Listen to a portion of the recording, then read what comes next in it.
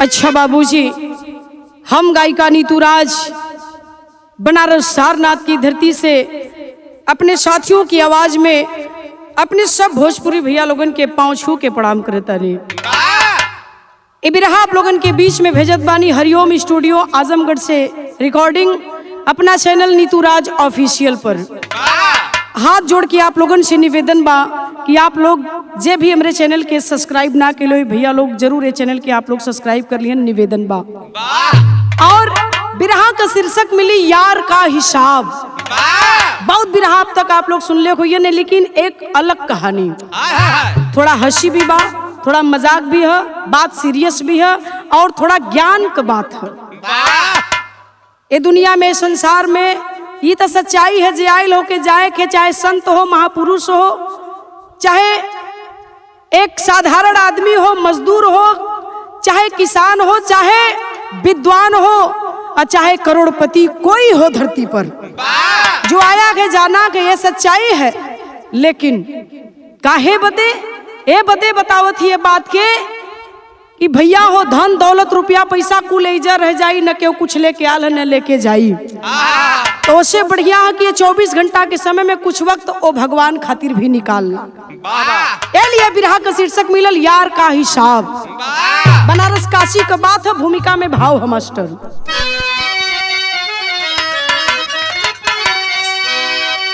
काशी नगरी की चर्चित कहानी सुने, है जहाँ पे कबीरा जी कुटी बनाए, वही खूबसूरत पड़ोसन थी बेश्या, खिला रूप ऐसा सभी रिझ जाए, सुरा सुंदरी नित्य संगीत में लोग आकर हमेशा थे गोता लगाते, मगर रास लीला में पड़ता खलल था, सिया राम कबीरा जब गुनगुनाते।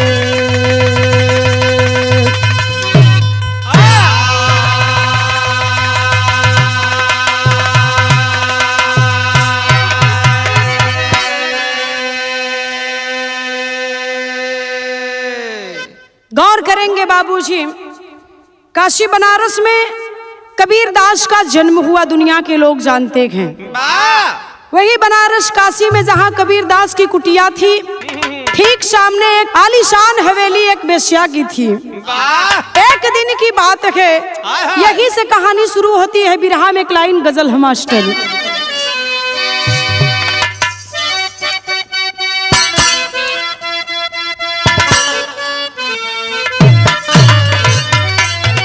बड़ी सुंदर गीत है, कहना है दिल के टुकड़े, दिल के टुकड़े टुकड़े करके मुस्कुरा के चल दिए, दिल के टुकड़े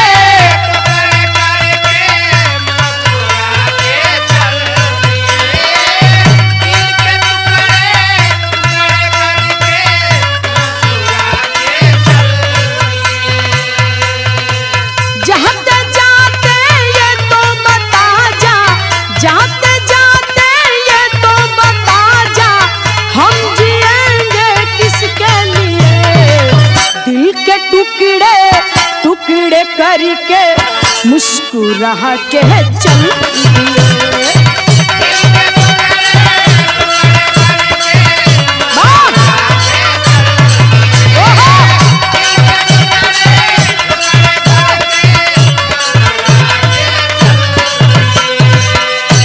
लेकिन भाव दुलाइन लिखल गई है, का लिखल है? अरे होले होले शाम ढलते दिल दीवाने आते थे, होले होले शाम ढलते आते थे, होले होले शाम ढलते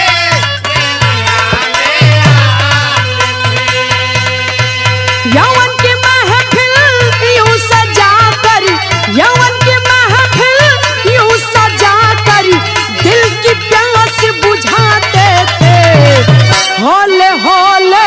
शाम ढलते दिल दीवाने आते थे।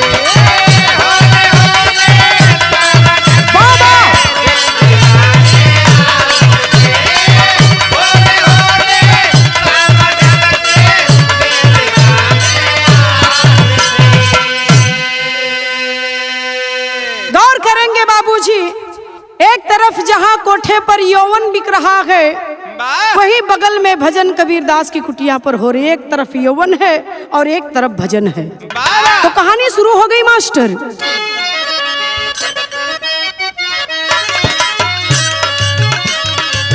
हस्तियां बड़ी बड़ी वेश्यालय में आती थी,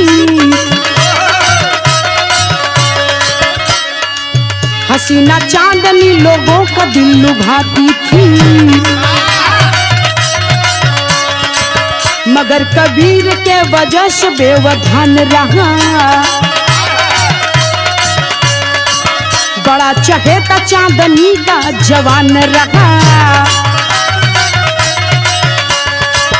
कहा प्रिय हमारे राह में ये रोड़ा है, दिन पे दिन बड़े नासूर जैसा फोड़ा है। बजा के खजड़ी गुनगुनाया करता बाउचट है, बना बनाया मूड मीजा किया चौपट है। ए भैया हो, बात बड़ी मजेदार है, तनी गौर करिहन। वही बगल में चांदनी नाम की वेश्या, उसका कोठा हुआ करता था और ठीक सामने कबीरदास की कुटिया हुआ करती थी।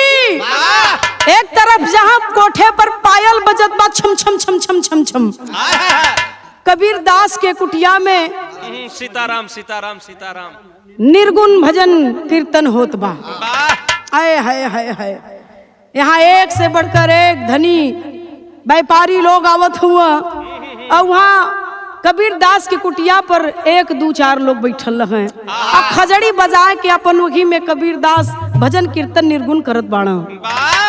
एक चांदनी का बड़ा ही चहेता, उसका प्रेमी बड़ा चाहने वाला था, बहुत प्रेम करता था चांदनी से। अथाह प्रेम करने वाला चहेता चांदनी का कहा एक दिन कि प्रिय, ये तो रोड़ा बन गया है।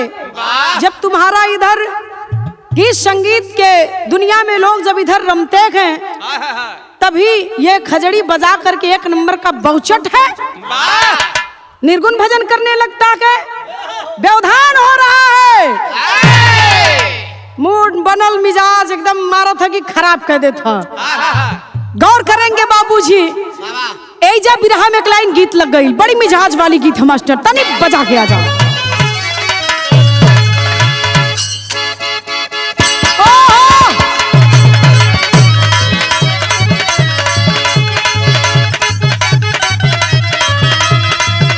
यह बजत है चांदनी के कोठा पर, हीरा भैया यह गीत बजत है। क्या बजत है? कब बेली कब पाप तू न चवला, क्या बात है?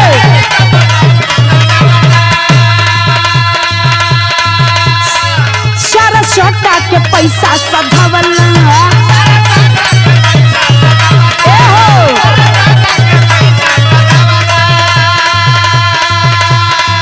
तब लइकवा कहे होई जाई बवाल तोरा भगल पे, काहे बाड़ी खिसियात यही पागल पे। अब ठुमका हो, अब ठुमका लगाओ पागल पे।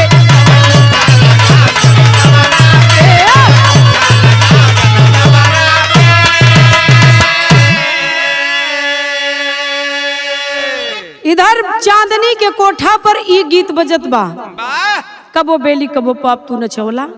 मार रुपया मार पैसा मार खजाना दौलत लोग लुटावत हुन चांदनी के कोठा पर, चांदनी के ऊपर, एक गीत के ऊपर। और इधर ठीक सामने कबीरदास की कुटिया पर कबीरदास जी गावत रहलन। का गावत रहलन भैया? हाय हाय हाय, यह गावत हुआ। बड़ा हुआ तो क्या हुआ, जैसे पेड़ खजूर। बड़ा हुआ तो क्या हुआ, जैसे पेड़ खजूर। पंछी को छाया नहीं, फल लागे अति दूर कबीरा, फल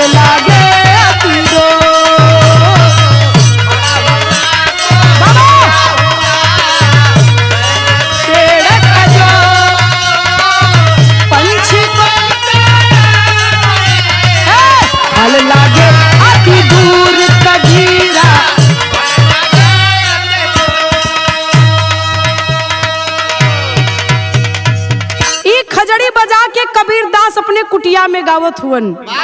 अब हर कोठा पर कबो बेली कबो पॉप तू न चौला बजत बा, रुपया पैसा लुटावल जात बा। इधर ही बना बनाया मूड चौपट हो गया कोठे पर बैठे लोगों का, अमीर सेठ साहूकारों का। हाय हाय बाबूजी। तब बिरहा में एक लाइन गीत लग गई। कौन गीत बा भैया? ओहो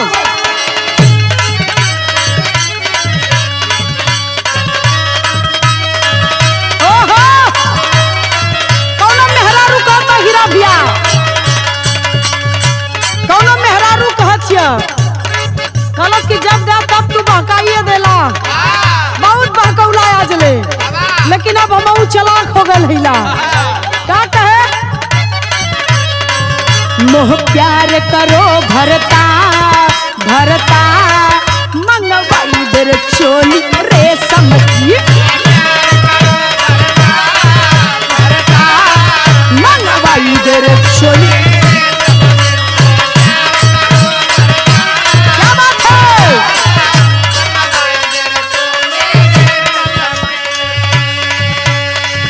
छोड़ दा। बिरहा में कवि जी लिखत हुवन, का लिखल गई? कोठे पर होत झनका झनका चांदनी यार संग मस्ती में, चांदनी यार संग मस्ती में।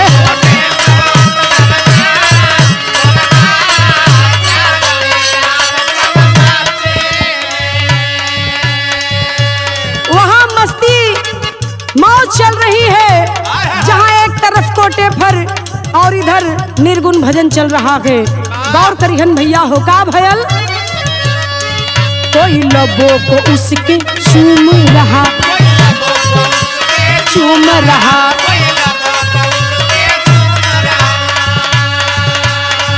कोई पी के मदिरा झूम रहा, पी के मदिरा झूम रहा। कोई आकर के कोठे पर चांदनी के ओठों को चूम रहा है, कोई मदिरा पी करके और उसके आगे पीछे घूम रहा है। बाबूजी लोग मौज कर रहे हैं, मस्ती ले रहे हैं। हुआ क्या? कोई भर लेता अकवार अकवार चांदनी और संग मस्ती हुए।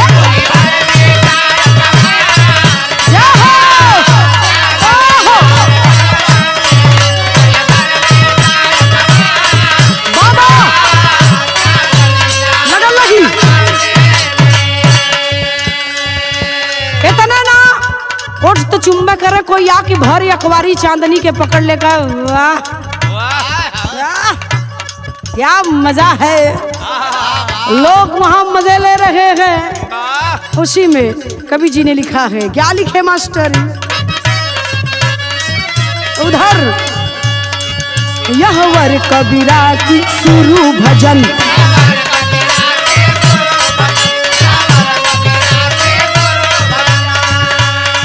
सुन सुन कर सबको होय खलन,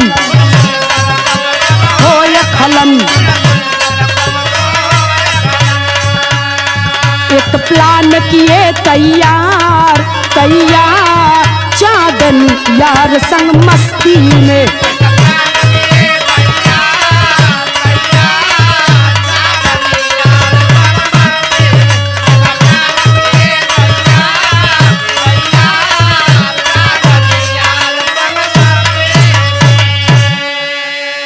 गौर करेंगे, एक प्लान तैयार कर देते हैं लोग, जहां खलल पड़ता है मौज मस्ती में कोठे पर अमीर सेठ साहूकारों को कबीरा के भजन से। तो एक प्लान तैयार कर दिए। क्या प्लान तैयार करे?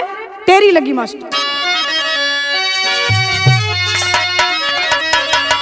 अरे जला दे ढोंगी का झोपड़ी, अरे जला दे ढोंगी का झोपड़ी, चांदनी कही यार से सच्चा प्यार दिखा दा, अरे दिखा दा, अरे दिखा दा।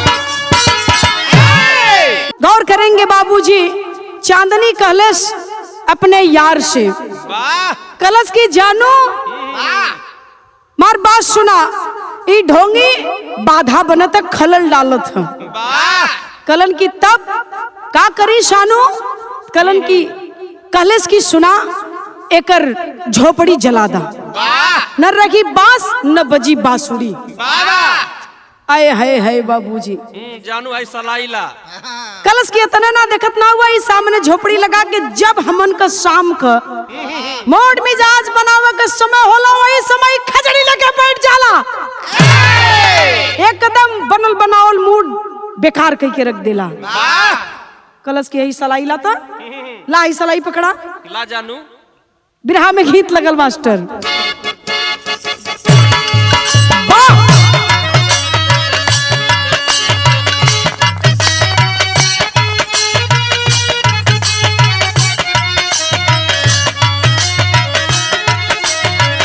बहुत बढ़िया गीत बा, एकदम आप लोगन के सुने लायक। देखिए गीत होखे तो ऐसन कहना है का, बोली मोखीरावा रे गंगा के तीरवा जिरवा नहना तीरे नहना तीरे खीरवा अगोरे दिन रात गिरा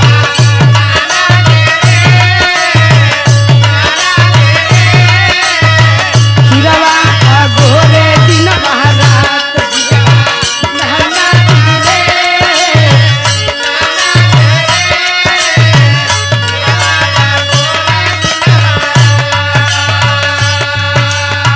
खीरवाया गोरत में आइला बटोहिया रामा में आइला बटोहिया रामा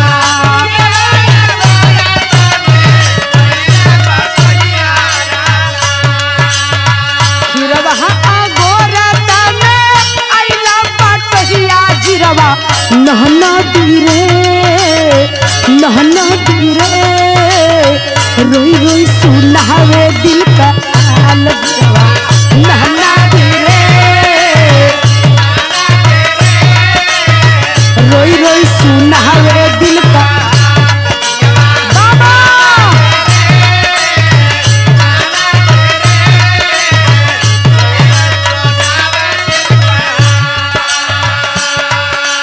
ई गीत रहल है, लेकिन कवि जी बिरहा में भाव लिखत होनी, सुने वाले बाबू गौर करिहन का लिखल गईल।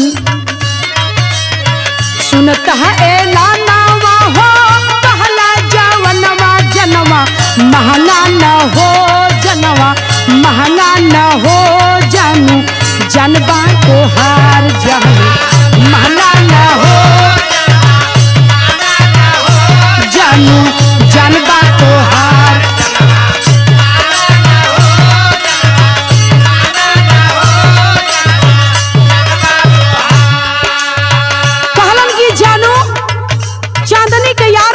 जवन कहबू तवन कर दे, तुहारी जान है जान हाजिर कर दे, तोहरे कदम में मांग के तो देखा हाजिर हिला।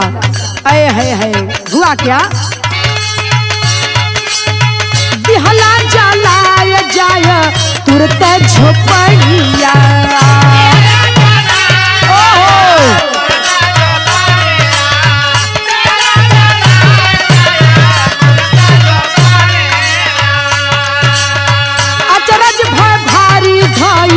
लिहला खोपड़िया लिहला खोपड़िया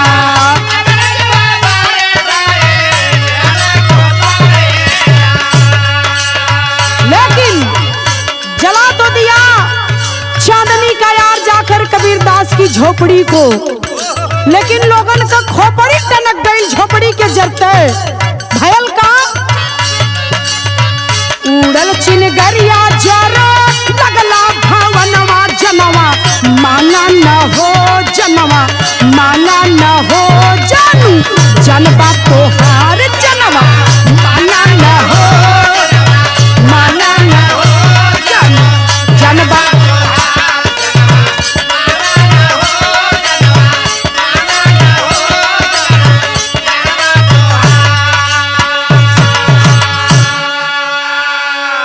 चांदनी का यार कहले कदेरी रहल जाय के कबीर दास के झोपड़ी में आग लगा दहलन।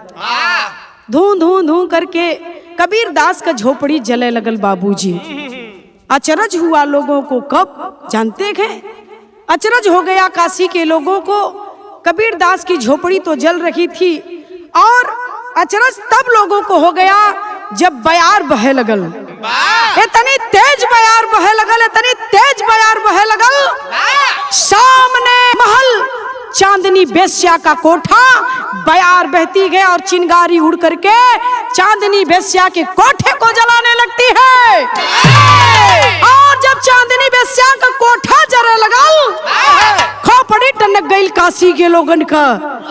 अरे बाप रे बाप, कबीर दास का झोपड़ी जलत हो, देखा हो चांदनी का कोठा जले लगल। गौर करिहन बाबूजी, दौड़े दौड़े जा करके कबीर दास के पास जाती है और जा करके पैर पकड़ लेती है। बाबा, आपके झोपड़ी में आग लगी थी लेकिन मेरा कोठा कैसे जल गया? तर्ज लगल बिरहा में मास्टर, बड़ी सुंदर गीत बा। हमन का बिरहा का पूर्वज लोग गावत रहलन। का गावत रहलन भैया? कचौड़ी गली सोन कैला बालम, अरे कचौड़ी गली सोन कैला बालम, मिर्जापुर के कैला गुलजार हो, कचौड़ी गली सोन कैला बालम।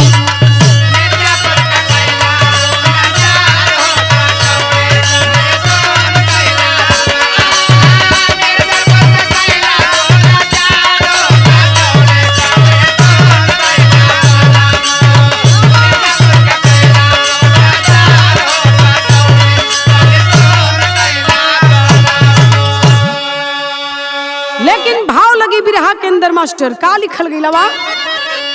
कहेली कबीरा से गुजरिया, अरे कहेली कबीर से गुजरिया, अब बाबा हो बचाएला बखरिया, कहेली कबीर से गुजरिया।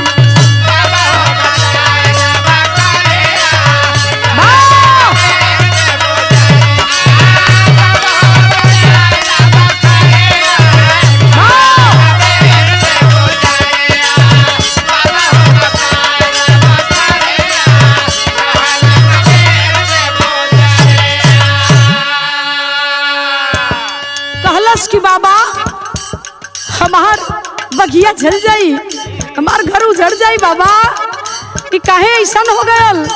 बारे कबीर दास जी कहते क्या गए, गौर करेंगे बिरहा सुने वाले बाबू। का कहलन कबीर दास? कहल कबीर अपने यार के मनाला,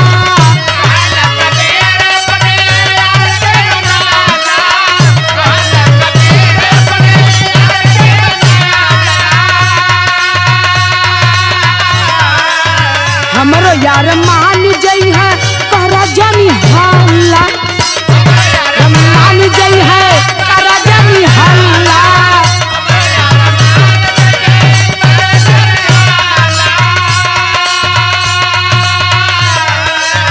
कहली कबीर से गुजरिया, कहली कबीर से गुजरिया, प्रेमी हो मनाई ते ही घरिया, कहली कबीर से गुजरिया।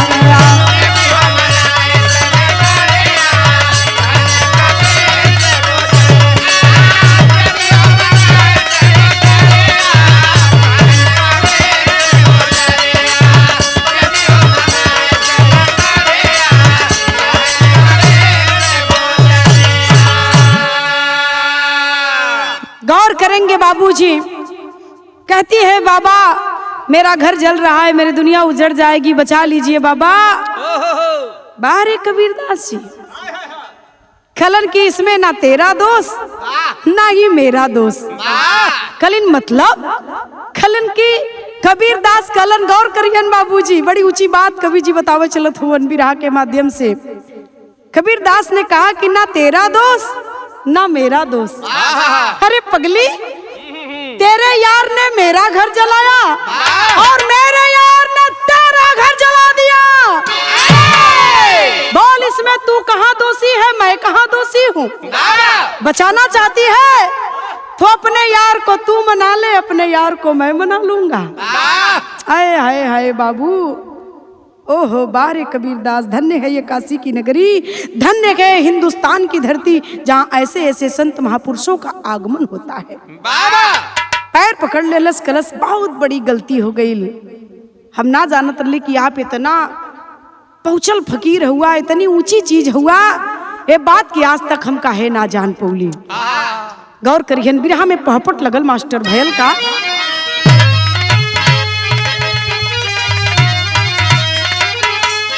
त घटना बाद कोठे पर ना कोई अरे जाला झंख बाला हो, अरे बचा पास एक अमीर वही लाला झंख बाला हो।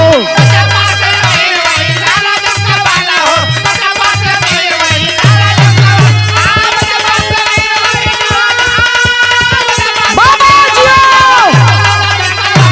बचा पास एक अमीर वही लाला झंख बाला हो।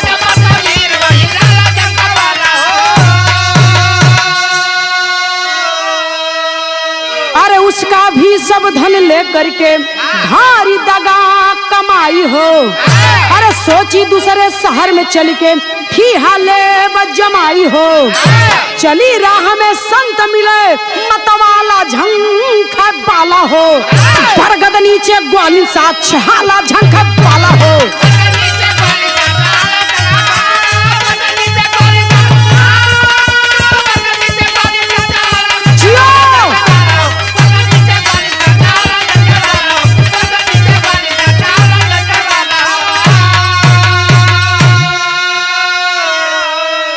गौर करेंगे बाबूजी, धीरे धीरे धीरे धीरे लोग चांदनी के कोठे पर जाना कम कर दिए। जाते जाते एकदम अब कोई नहीं बचा के, सिर्फ और सिर्फ उसका यार बचा के, एक अकेला, जो कबीरदास की झोपड़ी में आग लगाया था। और इधर कबीरदास के कुटिया पर तमाम लोगों की भीड़ सुबह शाम दोपहर इकट्ठा होने लगती है। जमावड़ा इधर बढ़े लगल, इधर कोई झांके के तैयार ना है। एक अकेला यार उहे बचल है। लोग जान गईलन कि वहां मुक्ति नहीं मिलेगी जाने पर, और यहाँ जाएंगे तो हमें मुक्ति मिलेगी। यही लोग जब इस बात को जान जाते हैं तो उस झोपड़ी पर, कबीरदास के झोपड़ी पर लोग ज्यादातर सुबह शाम हमेशा भीड़ लगाने लगे। गौर करेंगे यह बात चांदनी धीरे धीरे जान गई कि अब लोगों का दिल मुझसे हट गया है। इस घटना के बाद अब लोग मेरे कोठे पर आने से कतरा गए हैं। गौर करेंगे, जब जान जाती है कि अब लोग मुझसे कतरा गए हैं, तो जो सच्चा प्रेमी उसका सिर्फ वही अकेले आता था। सोच गई कि क्यों ना इसका सारा धन लेकर के मैं यहाँ से कहीं दूर चली जाऊं और अपना दूसरा कोठा बसा लूं। और वही करती भी है, अपने यार से सारा धन ऐंठ लेती है और सारा धन लेने के बाद काशी छोड़ देती है।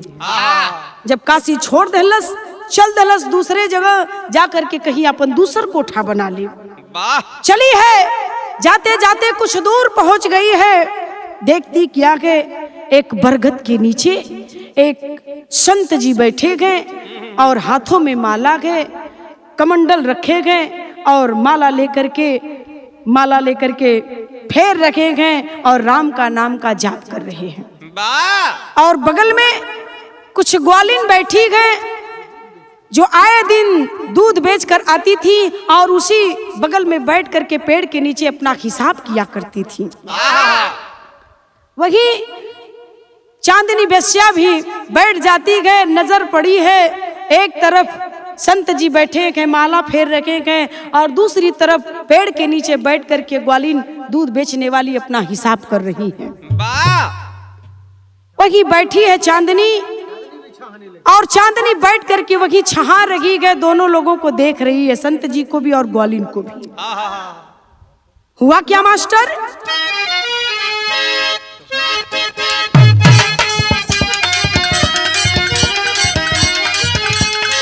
यह गीत बा ससुरे से रूसली बाती रियावा न हो धैली नहीं हरे करा।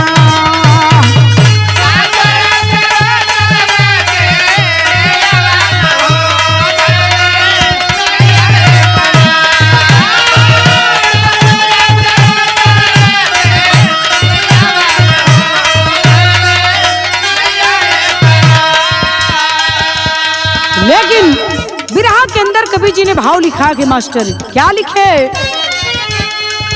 बाबा के भजन में व्याकुल मानवा न हो, ग्वालिन कर टकरा। बाबा ग्वालिन कर टकरा।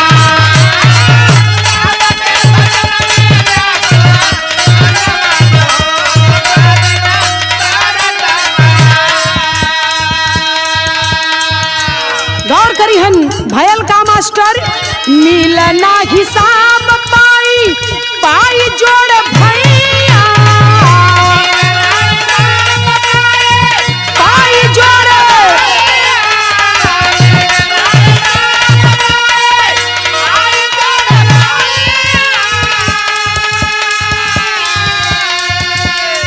देहलू उधार नाही लिहलू रुपैया, लिहलू।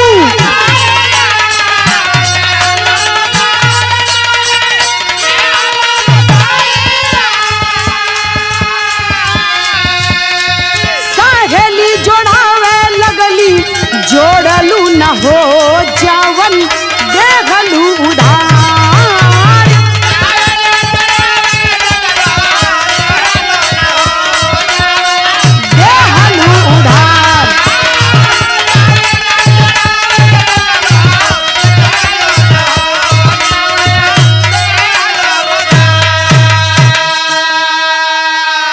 भैया हो, इधर ग्वालिन अपने दूध का हिसाब मिलावत है, लेकिन ओमन जय बार जोड़े तय बार 10 रुपया कम हो जाए। जब जब हिसाब जोड़े 10 रुपया कम हो जाए। यार सारा नजारा चांदनी बेस्या देखत बा। यार बाबा अपन राम नाम का भजन करत हुआ, माला का जाप करत हुआ, वो गिनले जात हुआ। सारा नजारा चांदनी बेस्या देखत बा। यार पेड़ के नीचे ग्वालिन हिसाब मिलावे, जय बार गिने पैसा अपन 10 रुपया कम हो जाए। दूसर की कहलस कलश की पागल हो गई हो क्या? पागल हो गई हो? अरे पगली, 1 लीटर अपने यार को दूध दिया था, उसका हिसाब नहीं रख रही हो? वो जोड़ ले बराबर हो जाएगा। तब ई का कहती है कलश की पगली, यार से हिसाब कैसा? यार से हिसाब कैसा? मैं उसे रोज 1 लीटर देती हूँ, लेकिन कभी उससे पैसा नहीं लेती हूँ। वो मेरा यार है, क्या बात है? दिल से प्यार करती हूँ, और यार से हिसाब कैसा? अब देखा यार बाबा का मलबे रुक गई। हीरा भैया मलबे रुक गई। जपत रहे कि 102, 103, 99, 98, 97 अपन गिनत का मलबे रुक गई। अरे ये कहती है यार से हिसाब कैसा? अब यार बैठल पेड़े के नीचे चांदनी बेस्या, वो सोचे लगल, कहती है कि यार से हिसाब कैसा? दोनों जने का खोपड़ी टनक गई ग्वालिन का बात सुन के। आए हाय हाय हाय भयल का मास्टर। अब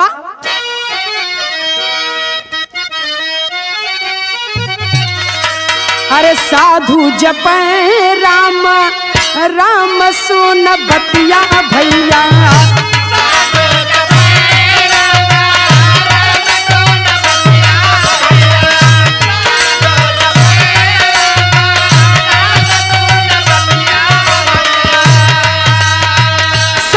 जप राम राम सुन सारी बतिया भैया।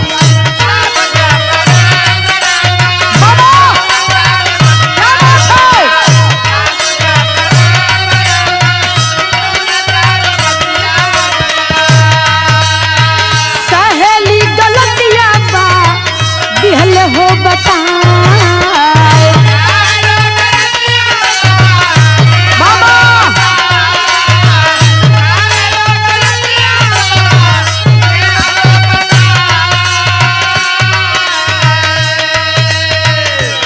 चाप देख सारा चांदनी नजारा पंचो।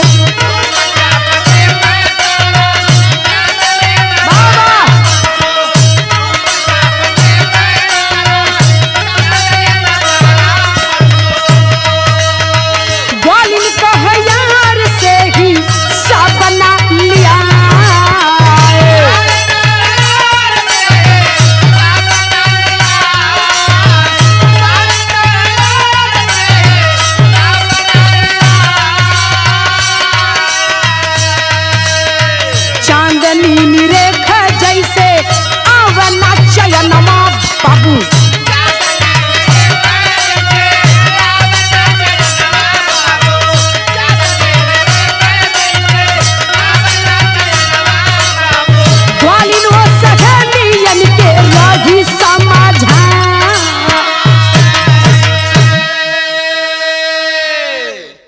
कंठी माला बाबा का रुक गई, साधु जी का।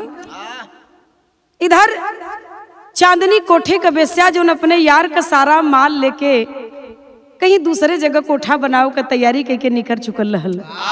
खलस की अरे बाप रे बाप, साधारण से नारी दूध बेचे वाली अब 10 रुपया अपने यार का हिसाब ना करत बा, और हम मेरा सच्चा प्रेमी सब कुछ बेच करके मुझे दे दिया। वो मुझसे कितना प्रेम करता है, जेकर सारा दौलत सारा धन संपत्ति लेके हम फरार हो गईली, वो हमसे कितना प्रेम करत रहल हुई। ये 10 रुपया का दूध दे के इतना प्रेम अपने प्रेमी से करत बा, हिसाब ना करत हिय।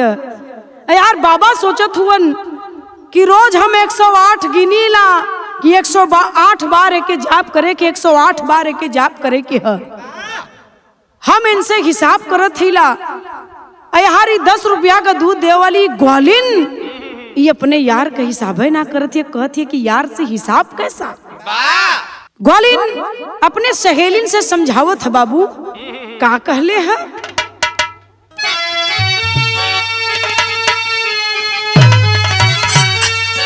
तो स्वामी यार भगवान अरे रहमनवा में ना वन से होला ना हिसाब ये जगनवा में ना।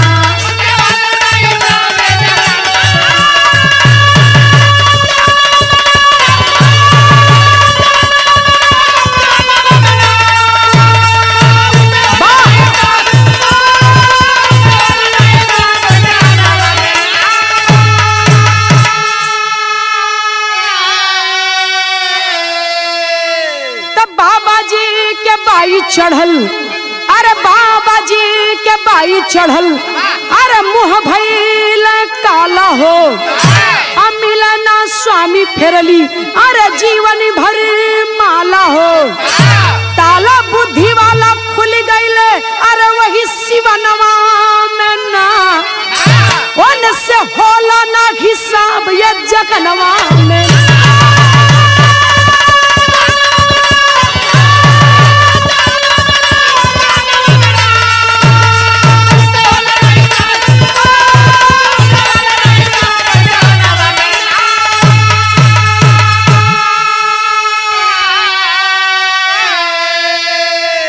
चांदनी के मन में भी अरे चांदनी के मन में भी अरे भैली गलनिया हो, सोचली यार साथे हमहू बिताई बायब जीवनिया हो। बनिया कबीर भी बतावले अपने गनवा में ना वन से होला ना हिसाब ये जगनवा में।